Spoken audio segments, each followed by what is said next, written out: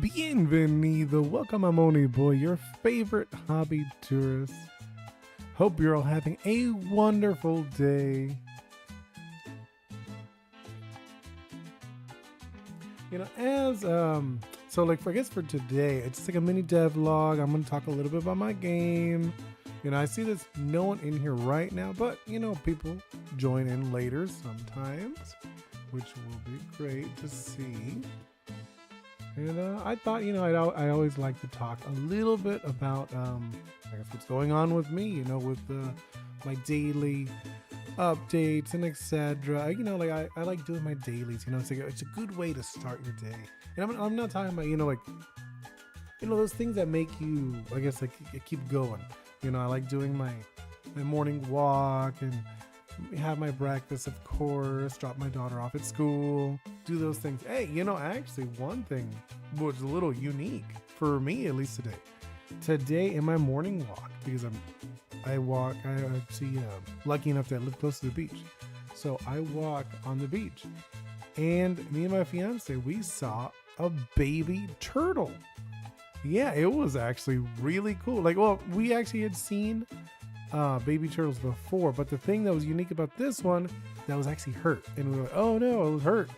So, but over here in Florida, because I'm living in Florida, you're not allowed to touch the turtles, right?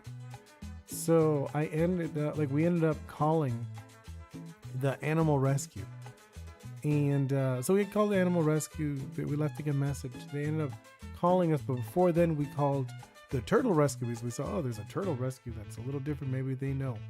So we ended up getting called back by the turtle rescue, and the turtle rescue asked us, you know, if we could take the turtle over to them, because like I guess no one was in the area, I guess.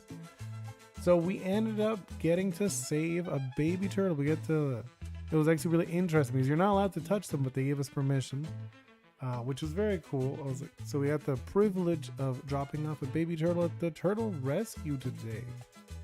Yeah, I thought that was really cool. You know, so it was like I said, so it was like a tiny little turtle. It fit in the palm of my hand, and it was moving a little bit, but barely, because we didn't get to see it. But a runner told us they saw a bird, like a seagull, was attacking it, and then we came over, and then we were actually gonna wait for a wave to come get it, but though it was kind of far from the water, so that's why we decided, why not, like, let's just call. So we did that, and then then we had permission to take the turtle, so it was pretty cool. And let's see. Oh, it seems like a few people walked in. You don't have to chat if you don't want to. It's, you know, lurking is more than welcome. I'm going to share a little bit about my game if you're interested. I was just doing a little daily. I always like doing my daily talk, what I did. Oh, I also did some other not fun things, you know, once the mechanic and stuff like that. That's not really that interesting unless you really want to hear about me waiting for people to tell what's the issue with my car. But either way, so I thought I could talk a little bit about my game. If you've been here before, you'd probably know it's called RIIIIPPP. If not, here, I'll show you the logo, or the logo so far, what I have. Here it is, RIIIIPPP. It's an action-adventure game heavily inspired by Caribbean mythology.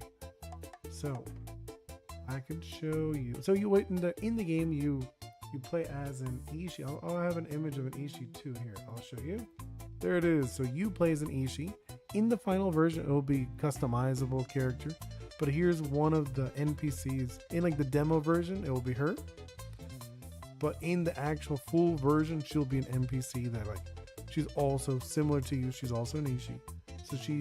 So what Ishi do, they go, well, I guess like the unique thing about Ishi in this world is that they are loved by Oris, which Oris are these like spiritual magical creatures in the game. So in the game, like I said, you go island to island helping people and Oris, and you have one of these. It's the little pot thing that's next to her in the image I have here. That is called an Aromi. Aromi are like these little, they're not actually Oris. They're something else, which I think I'll share later on in more detail what they are, but they are kind of like your source of magic. I'll tell you that. I did do a little bit of, last week, I did a stream. I talked a little bit about Aromi, just a little bit, but like nothing too in depth. And I did share some 3D images of the Aromi. But for today, I am going to share an Ori, one of the Oris. I thought I could share that. Let's see. Here it is. It is Finspin. Finspin is a beta fish. It's obviously, you can tell, it's heavily inspired by beta fish and spinning tops. So I want, like, before I was actually playing with the idea of doing kind of like a Pokédex thing, but I'm not sold on that. I don't want to do that. I want to do something else. And I kind of thought of like maybe like a journal, like a scientific journal, but I'm not sold on that either. I want to do something else.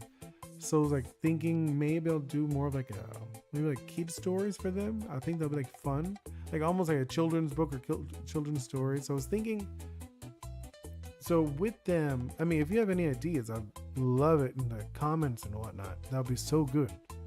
If you could say, I also have a Discord. If you want it, you can come in there, talk with me. I'm pretty much there. I'm there pretty often. As soon as I see somebody chat, I usually will jump in. But yeah, so with Finspin, they're extremely dedicated. They are so disciplined with spinning or throwing their spinning tops. Because the spinning top is like part of them. It is a tool, but it's also part of them as like their being. So they spin their tops, and you'll find them in urban areas. They actually don't live in near the beach or anything like that. They live on dry land. So in game, they'll be in like urban areas, and you'll see them throwing the tops, and they'll like do battle between each other. And the unique thing about them is that most Oris will kind of like befriend you, but they look for like a leader. Well, they actually more of like rivals. They look for a rival to befriend. So in the game, yeah, they'll go on your journey with you, but the unique thing about them, you'll probably have to challenge them every once in a while to like a battle, like a friendly battle, because they want to challenge themselves. If they don't feel challenged, they might leave. That is one of the unique things about them. That's like one unique thing I actually feel like in the game that I'm making, that you make friends, but they have the ability to leave your party. And also they're not always available. You know, like in Pokemon or even like Digimon or I think Pal World, you pretty much own these creatures. You know, they're in your box. You throw them in your box, they're there forever. You know, it's like, oh, I need a Pikachu. I'm gonna grab Pikachu from my box. I haven't touched him in months, but he's still there. So this one's a little different. In my game, you're like, oh, I'm gonna go on an adventure. Let me check. Oh, Finspin is not available today. He's actually in town. You will actually go to town and you'll see Finspin will be throwing his tops. He'll be like in town, maybe playing or challenging other Finspin, like wild Finspin. So that is kind of like the thing. And then you're like, oh, I can't use Finspin today, but he's available tomorrow. Maybe tomorrow he wants to go on an adventure with me. So then you kind of like have this interaction. So more, like I said, the better interaction you have with your Oris, the more available they'll be. So there's like one of the things I think will be really unique with the game I'm creating. So yeah, like I said, here's Finspin. There's just like a few colored ones. And then I thought to share a few action poses. I thought that'd be fun. So here's the bottom one, the bottom left one. That one is Finspin doing like a handstand and kind of using flipping the top upwards, like the coral top. So it's almost using it like I could imagine using it as like a shield, like it's blocking an incoming attack. Another one, the top left, that one is it sticks the coral top into the ground and it'll spin around, smacking any nearby opponents with the fin, the long fin it has. And then I have the top right. The top right is kind of like doing like a flip, and I didn't actually sketch it. I probably should have, to be honest. Looking at it now, it's kind of hard to understand. So it would spin and then it would slam the coral top into an enemy, and then the bottom is like showing it doing like a dropping attack with it. See, it uses the tool a lot. It's part of it. So I thought that would be pretty cool. I mean, like I said, I haven't animated it yet. I've done a little bit, messed around with like some stuff. I have 3D models and stuff. You can see that in other streams I've done. I want to see in the near future, I want to do like a full video, and I can just tell people, hey, check out this video. Here's like a lot of things. There's like a whole bunch of little things from my game. That'll be really cool to be able to share with you all.